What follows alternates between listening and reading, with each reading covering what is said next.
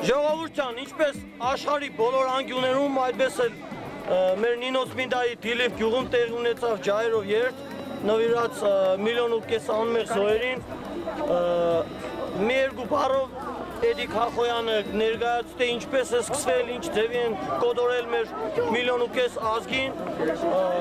Խնդրում եմ, ժողովուրդ, խնդրում եմ լռություն։ Ինչը հայոց ցեղասպանություն կամ մեծ եղերն է։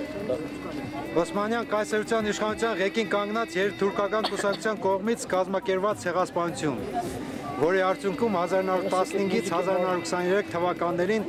զանգվածային տեղանությանը ենթարկվել ու բնաջնջվել Արևմտյան Հայաստանի նահանգի հայ բնակչությունը։ Պայմանականորեն հայոց ցեղասպանության զոհերի հիշատակի օր է համարվում 1915 թվականի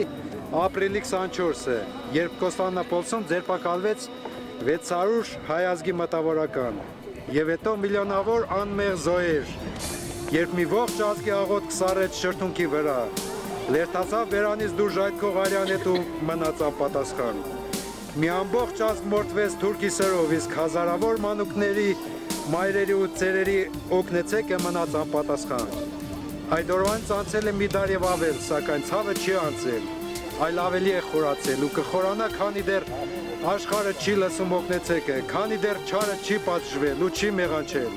Եվ հիմա մենք պահանջում ենք ու դատապարտում ճանաչում, ճանաչում, ճանաչում